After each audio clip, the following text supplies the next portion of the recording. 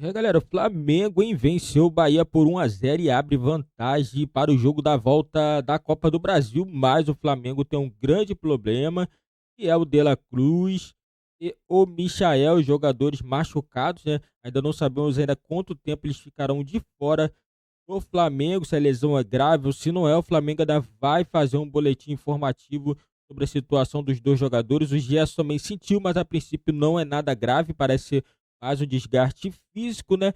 E o Tite, né, muito preocupado com essas contusões, que já chega a 7 jogadores com contusão no Flamengo, a lista extensa, né? E o Tite, né, agora vai ter que tentar se virar para poder jogar o jogo da volta contra a equipe do Bahia no Maracanã.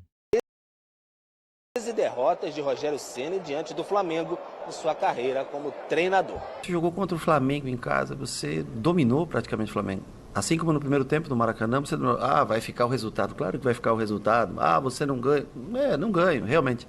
Mas se continuarmos assim, dia após dia, cada virada de ano tentando melhorar, eu tenho certeza que o Bahia vai progredir. Pelos 2 jogos que nós fizemos, eu falo pra você, cara. Pô, você acha que é impossível? Não, só quero que você... Não, eu tô perguntando, mas eu acho que é. É o Flamengo, é Maracanã, tem a torcida, tudo e tal. Cara, por que não pode? Onde está escrito que não pode? O confronto não é mesmo uma fantasia eterna? Daqui a 2 semanas, o reencontro marcado. Talvez até lá os rubro-negros já contem com Pedro e Arrascaeta de novo. De La Cruz e Michael deixaram o campo com suspeitas de lesão. Por isso, o Flamengo se moldou ao criador. Resistente por cima, por baixo, pode não ter sido o time dos sonhos da nação, mas está com a vantagem rumo à semifinal, bem a la Tite. Então aí como foi a partida com o Bruno Henrique deixando o coração e o gol depois então pro torcedor rubro-negro. O Rafael Marques está conosco. Aliás, tem um outro dado que é interessante. Faz 5 anos que o Flamengo não perde pro Bahia. Olha só. 8 jogos, 8 vitórias. A última derrota, o Rafa vai lembrar desse jogo. Se não foi a estreia, foi o segundo jogo do Jorge Jesus. Que foi um atropelo do Bahia. Foi 3-0, lembra? O Felipe Luiz lá em cima e era só contra-ataque. Desde então, só vitórias rubro-negras, Rafa. É isso, Bruno, Mari, Marra, Breiler e Fã de Esporte conectado com a gente aqui no Sport Center.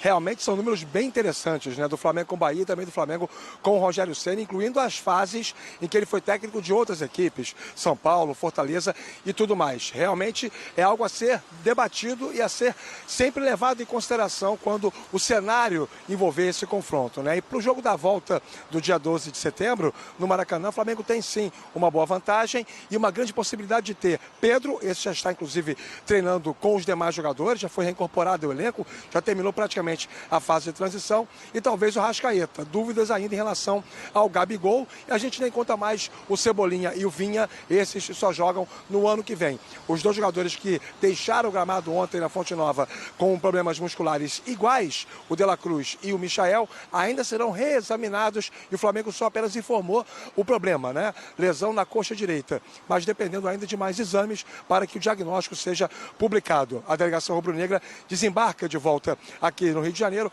às 2h15 da tarde desta quinta-feira. Falando em desembarque, quem chega hoje é o Carlos Alcaraz. Chegada prevista para as 5h55 no Galeão.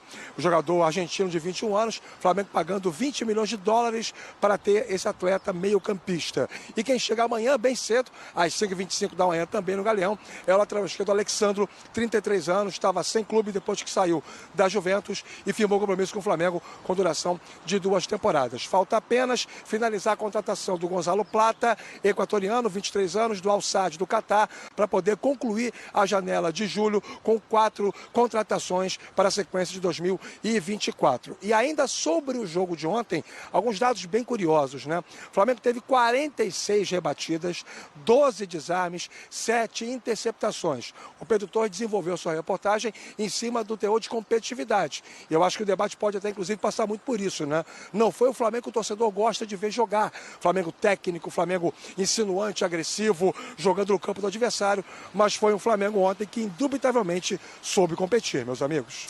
E a gente tem um personagem que é importantíssimo, né, para essa história, o autor do gol, nos últimos 7 jogos do Bruno Henrique pelo Flamengo.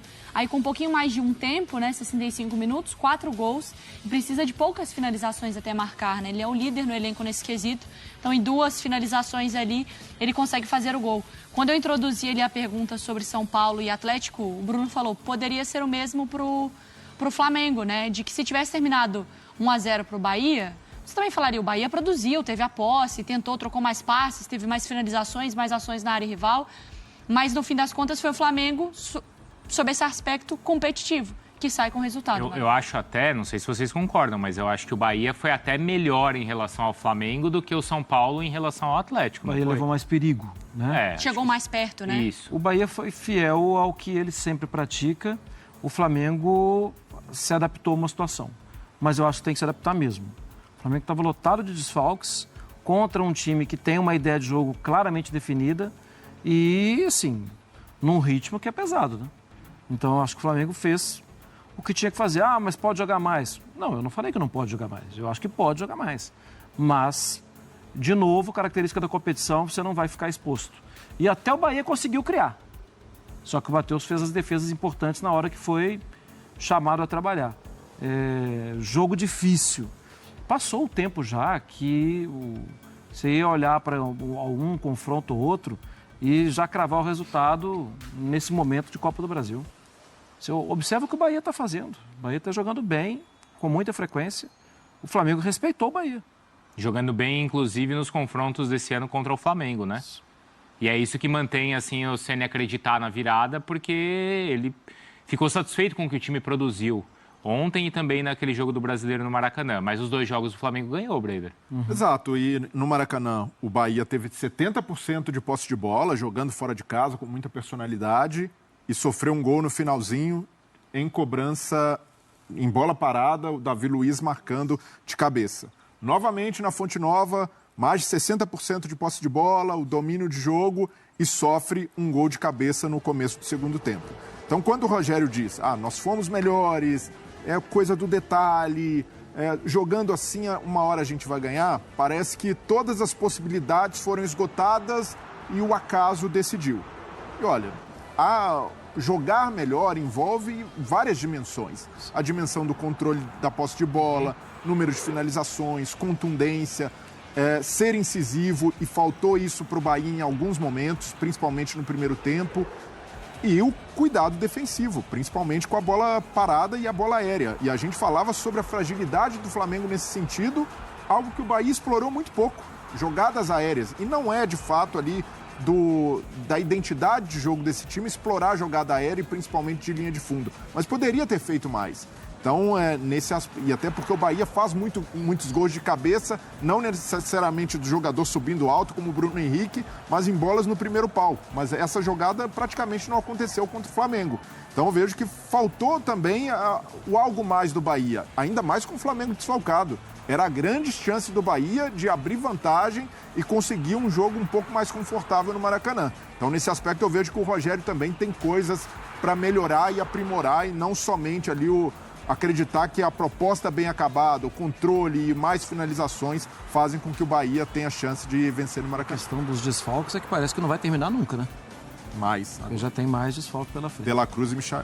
E o Tite também, né, Rafa? Ele vai, assim, entendendo o jogo e tentando mexer com as peças, porque apesar do Rafa não ter colocado o Luiz Araújo no cara a cara ontem, não colocou. Eu insisti, falei, Rafa, coloca. Você quer mesmo falar do cara a cara, Bruno Vicari? Não, tudo bem, mas aí é só uma situação tática, então, de jogo, como ele mexe assim, né, com o Luiz Araújo, que começa pela direita, aí depois inverte com o Gerson, no momento até de pressão do Bahia ainda no primeiro tempo, né, Rafa? Porque na verdade em algum momento o Tite percebeu, penso, que ele precisava ter uma saída de jogo, né? A partir dos 15 minutos, o Bahia começa a desenvolver o seu controle técnico no campo de ataque, né? Mesmo sem transformar isso em muitas finalizações, querendo ou não, você ter um adversário trocando passes, tocando a bola perto da sua área não é bom negócio, né? Mas um adversário técnico como é o time do Bahia.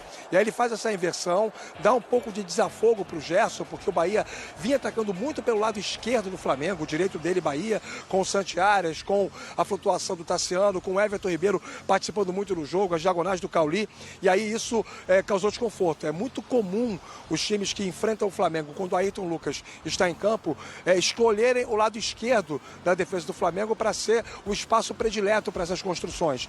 E aí ele faz a troca, coloca o Luiz Araújo, que é um pouco mais rápido do que o Gerson sem a bola, recompõe um pouco mais e conseguiu ainda assim participar ativamente no ataque, nas raras vezes do primeiro tempo em que o Flamengo conseguiu atacar. Aliás, a melhor chance do Flamengo sai de uma jogada em que o Luiz Araújo vai ao fundo, cruza e o Gerson pega com a direita e chuta em cima do zagueiro do Bahia. Mas depois do segundo tempo, quando o Flamengo faz 1-0 e o Bahia tem 10 minutos, dos 10 aos 20, com 4 ataques construídos e nenhum deles resultando em gol, em função, inclusive, das ótimas intervenções do Matheus Cunha, a partir desse momento que o Flamengo passa por essa fase, controla muito o jogo.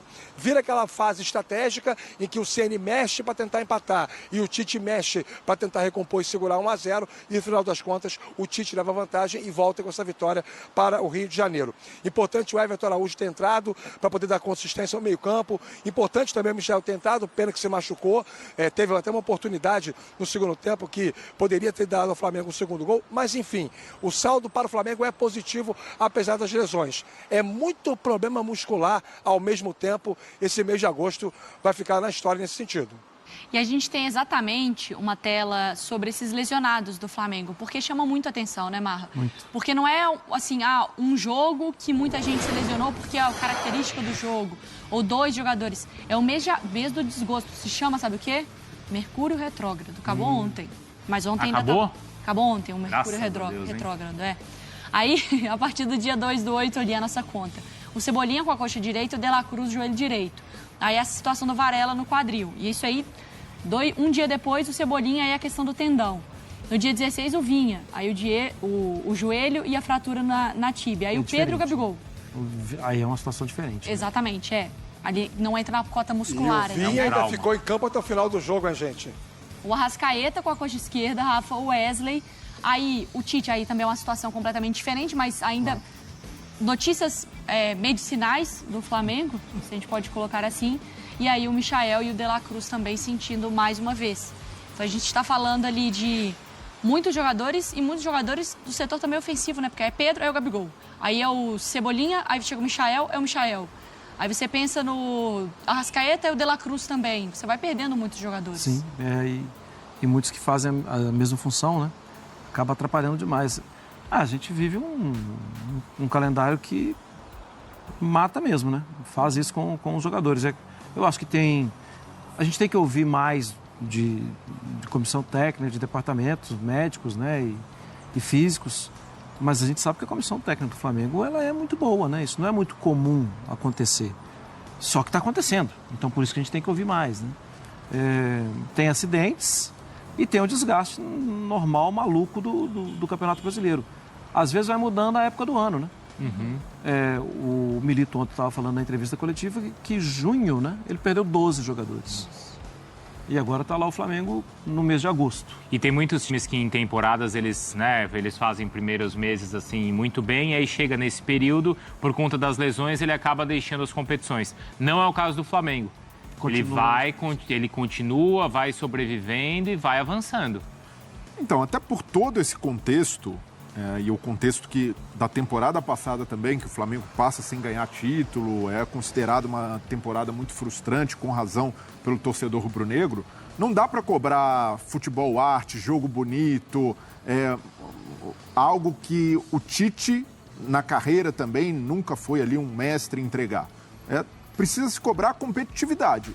E isso, mesmo com muitas lesões, mesmo com muitos problemas, o Flamengo do Tite está entregando. Pode ser até que o jogo contra o Bolívar, que foi uma derrota em La Paz, seja considerado um divisor de águas nesse aspecto, de o Flamengo entendendo, olha, é uma temporada com obstáculos, com desfalques, em que a gente vai precisar dar algo mais. E ali houve realmente um comprometimento coletivo em sair com a classificação na Libertadores. E essa atitude do Flamengo permanece. Mesmo nos jogos ruins, a gente observa o Gerson competindo o tempo inteiro, saindo exausto todas as partidas de campo. Quem vem do banco, mantendo a intensidade. Ontem entra o Igor Jesus, que há muito tempo não era acionado e vai bem. Entra o Everton Araújo com pegada, com dedicação na marcação.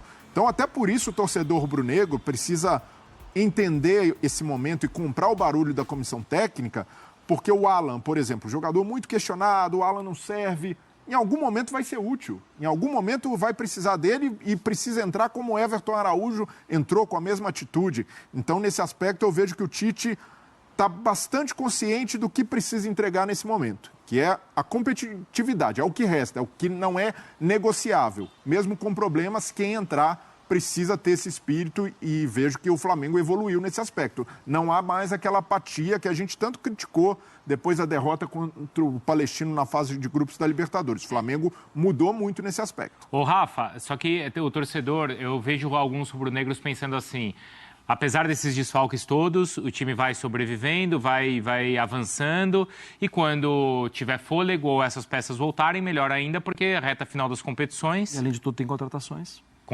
chegando, boa. Já tem outros torcedores que pensam assim, olha, o time não está desempenhando tão bem, apesar de ser competitivo, e pode ser que mais cedo ou mais tarde para não falar sorte, o time talvez não seja tão eficiente. E isso pode ser um risco nas próximas fases das competições. De que lado que você está, Rafa? Bom, eu acho que o ideal do futebol é que você jogue com eficiência e com qualidade, né? Eu não gosto de falar sobre isso porque fica uma prisão constante a um modelo específico, né? Quando o exemplo vira tese, que é o tal Jorge Jesus 2019, né? A gente vai sempre lembrar disso quando fala de Flamengo porque foi muito marcante para todo mundo, para o torcedor principalmente e para a gente que trabalha com futebol, porque há muito tempo não se via uma equipe que aliava capacidade de jogo e competição ao mesmo tempo, que era viçoso e também ao mesmo tempo era eficiente, ia lá e ganhava os campeonatos. É muito difícil isso acontecer. O próprio Flamengo do Dorival Júnior do ano retrasado era um time que era muito mais competitivo nas Copas do que propriamente um time que jogava futebol que encantasse o torcedor. O que dá para dizer, e aí isso aí é uma leitura com percepção, é que o rubro-negro em média não gosta do trabalho do Tite. Não gosta por várias questões, como por exemplo essa oscilação. O Flamengo em casa vai muito bem, muitas vezes, na maioria dos jogos, se impõe, vence, e aí fora de casa quase sempre joga de maneira reativa, muito recuada, e o torcedor não gosta disso. Mas o Flamengo está classificado na Libertadores, com uma vantagem na Copa do Brasil e em plenas condições matemáticas no Campeonato Brasileiro. Eu acho que, para as circunstâncias de calendário e para a necessidade de você dar soluções rápidas ante a tantos problemas físicos de lesão que o Flamengo teve, especialmente no mês de agosto, é preferível, no momento, prezar pela competitividade. É preferível que o torcedor olhe o copo mais cheio do que mais vazio. Que o Flamengo está conseguindo alcançar suas metas. E aí agora com as datas FIFA de setembro, outubro e novembro, apesar de perder muitos jogadores para suas respectivas seleções, brasileira, uruguaia, chilena, o Flamengo vai ter respiro para muita gente também. E vai ser possível ter um pouco mais de condição de desenvolver o trabalho. Embora o Flamengo ainda tenha, se for até a final da Libertadores e a final da Copa do Brasil, contando as rodadas do Campeonato Brasileiro, 25 jogos pela frente. Ainda tem muita coisa para se desenvolver, mas é preferível ficar do lado da competição. É melhor agora ir seguindo na competição e tapando as feridas do que tentar jogar, tentar se impor, tentar partir para dentro e não conseguir as metas alcançadas. Caramba, 25 jogos em 3 meses? Nem 3 meses, né?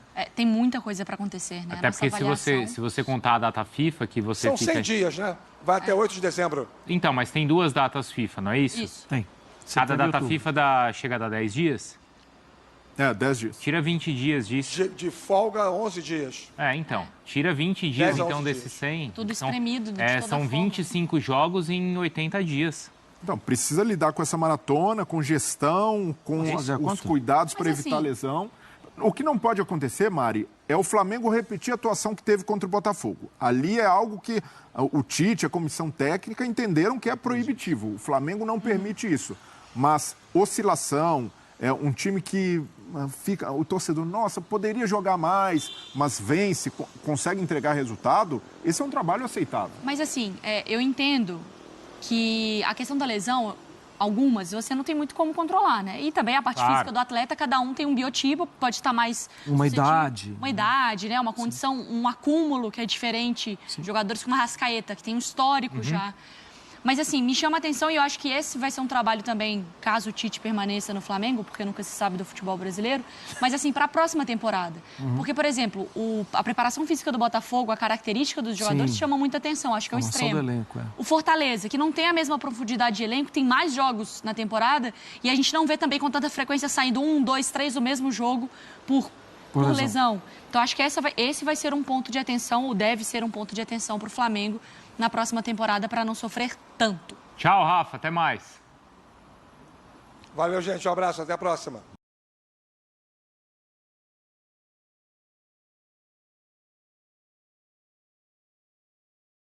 Galera, isso aí. O Flamengo agora vai ter muitos problemas, né, pela frente. E eu acredito que o Tite vai conseguir lidar com isso aí, porque o Tite tem um elenco muito bom, tá chegando novas contratações.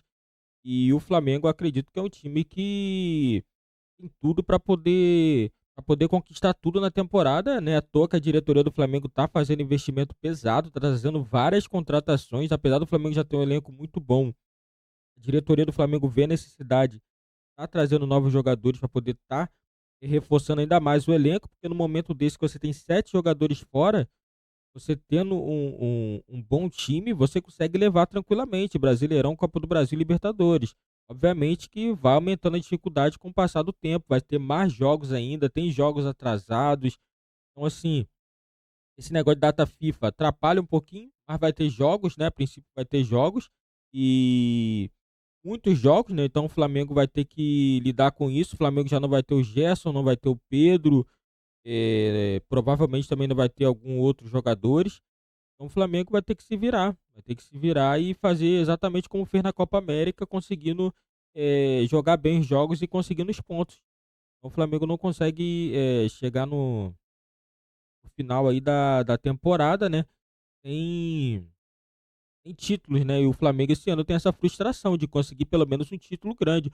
Ou Copa do Brasil, Libertadores, Campeonato Brasileiro. O Flamengo tem que conquistar um desses títulos, tem que conquistar, porque senão o torcedor vai pegar no pé. Porque só que o Campeonato Carioca, na minha opinião, o elenco do Flamengo não conta. Não conta. Tem que conquistar outro título, ou seja, Campeonato Brasileiro, ou seja, a Copa do Brasil, ou seja, Libertadores, principalmente a Libertadores, né? Que é o grande objetivo do Flamengo nessa temporada, conquistar mais uma Libertadores, a quarta, né? Seria aí o time brasileiro com mais Libertadores. O Flamengo está empatado com Palmeiras, Grêmio, São Paulo, né? Então, se o Flamengo vencer mais uma, chega a quarto título de Libertadores.